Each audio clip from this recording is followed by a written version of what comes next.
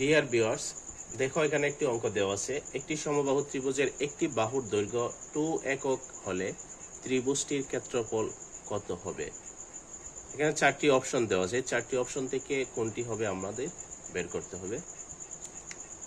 তাহলে ভিউয়ার্স, আমরা জানি সমবাহু ত্রিভুজ এর চিত্রটা আমরা অঙ্কন করি। দেখো ভিউয়ার্স, সমবাহু ত্রিভুজ হলো যে ত্রিভুজের তিনটি বাহু পরস্পর সমান, তাকে সমবাহু ত্রিভুজ বলা হয়। তার মানে এখানে এই সমবাহু ত্রিভুজের প্রত্যেকটা বাহু হবে 2a। এখন সমবাহু ত্রিভুজের ক্ষেত্রফলের সূত্রটা আমরা জানি। ক্ষেত্রফল সমান √3/4 স্কয়ার। এখানে এ হলো বাহুর দৈর্ঘ্য। ডিয়ার্স, এখানে দেওয়া আছে প্রতিটি বাহুর দৈর্ঘ্য হলো 2a। তাহলে আমরা এখান থেকে লিখতে পারি